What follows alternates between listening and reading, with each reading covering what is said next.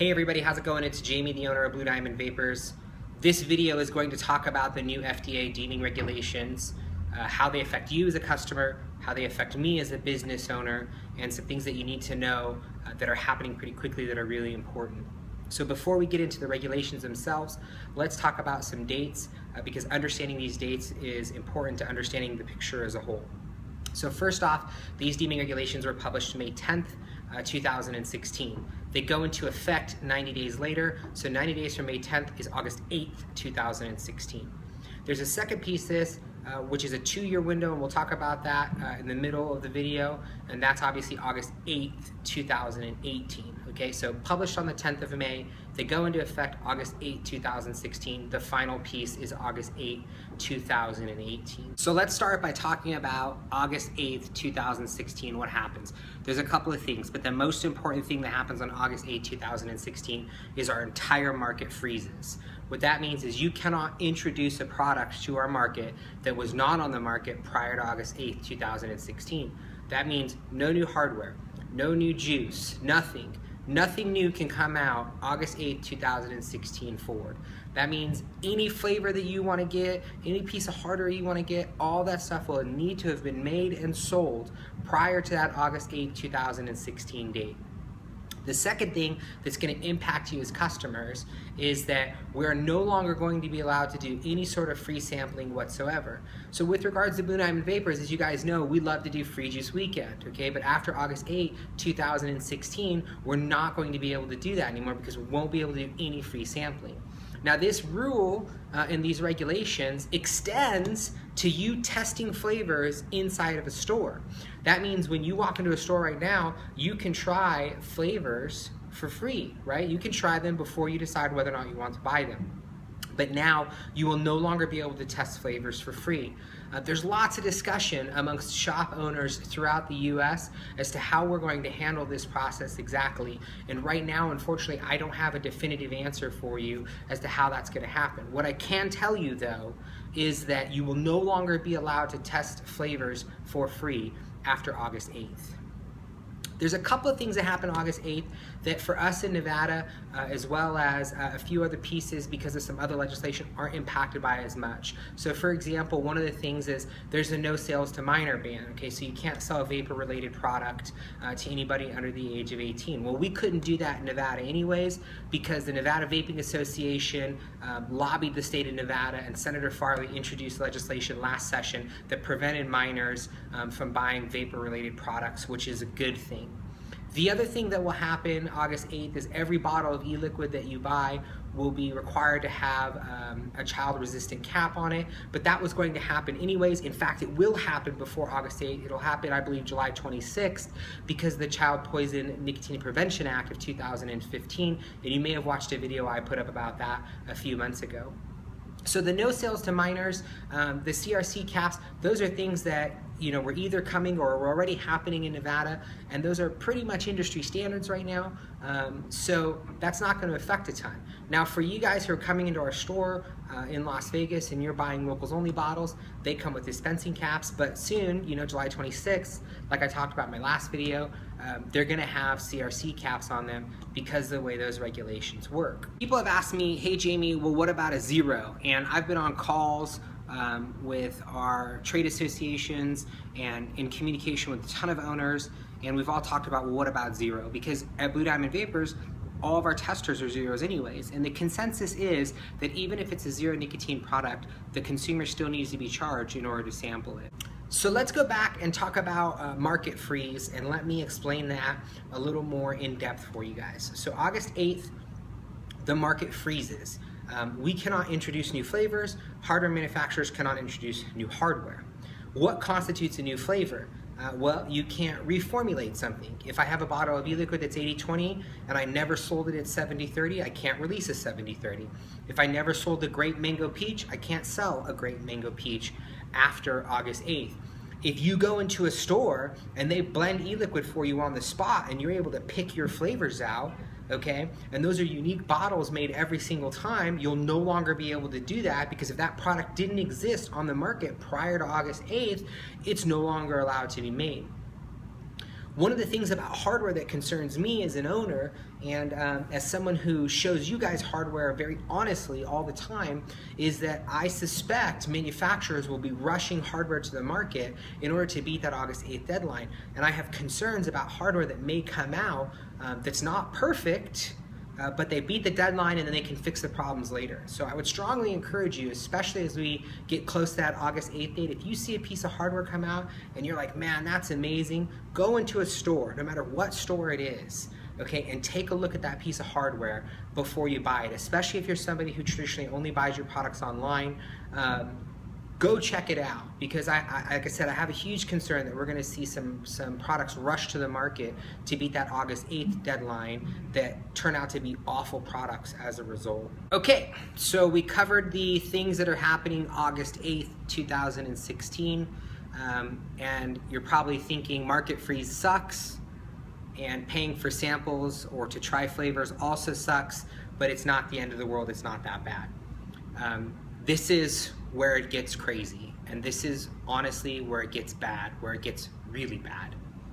So when I started this video, I talked to you about 3 dates: May 10, August 8th, 2016, and August 8th, 2018. On the industry owner side of things, this is what happens. We have until August 8th, 2018 to submit approval to the FDA for our products. So there's two pathways that you can take when you want to seek approval. You can use a pathway they call substantial equivalence, or you can use a pathway they call pre-market tobacco approval, which I'm going to abbreviate to PMTA. Now, in order to seek substantial equivalence, you have to demonstrate to the FDA that your product was like a product that was already on the market at a certain time. In the deeming regulations, that time frame is February of 2007. So when we look around our industry, whether it's hardware or e-liquid, etc., almost nothing exists in February of 2007, meaning it is practically impossible for us to seek substantial equivalence. So that only leaves us with the PMTA option. Now, substantial equivalence is less expensive than PMTA by a long shot. It's way less expensive. Okay, and it's a much easier process. It's still a process, it still has a cost, you still have to demonstrate a few things, okay, but it is a reasonable pathway. But that pathway will not be available to us because the date used to determine substantial equivalence is February 2007. So that leaves us with PMTA, or pre-market tobacco approval. And this is where it gets really, really bad. Most people suspect that to seek a pre-market tobacco approval will cost around $1 million. The cost is not because you file something with the FDA and that application costs $1 million. The cost comes from doing the research and compiling the data necessary in order to submit that application to the FDA. More than likely, that $1 million price point is probably too low. And you'll need to seek PMTA for every single product that you make. So right now there are 30 locals only flavors. If we were to seek PMTA for our 30 locals only flavors, and even if we said that a PMTA cost $500,000, that would be $15 million in order to seek pre-market tobacco approval for the 30 products that we make in locals only. The crazy thing about PMTA is there's no guarantee that you'll get that approval, okay? This is not about you show up to the FDA and you say, I have the deepest pocketbooks of any person alive. I've got all the monies, okay? Just because you have money does not mean the FDA will approve your application. And one of the things that is a big concern of all the professionals in the industry is the FDA more than likely will not approve flavored e-liquid. So you go out there and let's say you spend $1 million to work on your PMTA application, and you turn your application in for a strawberry milkshake flavor. And the FDA says, well, you did your research and that stuff looks good, but we have concerns that a strawberry milkshake flavor presents a danger to young adults, and so we're going to not approve your application. And guess what? Poof, just like that, you lost $1 million. So it's not a guarantee. Most people don't think the FDA will approve flavors. Last weekend at Vapors exhibit in Las Vegas, Gregory Conley, who's the president of the American Vaping Association, said to an assembled group of owners and industry professionals that he thought the flavors likely to be approved were tobacco, mint, and maybe scotch. Okay, flavors that you see in adult-based products, according to the FDA, not flavors that we use in our industry. So more than likely, what's going to happen come August 8, 2018, if nothing changes, is that all of the products that we use disappear. They go away because no one will be able to seek PMTA because of, one, the cost, and two, the fact that the FDA does not have to approve anything regardless of how much money you've invested into it. So I'm going to be very honest with you guys. 2 years down the road, if nothing changes with the deeming regulations, Blue Diamond Vapors and my distribution company is out of business. It's that simple. My company is too small to seek pre-market tobacco approval.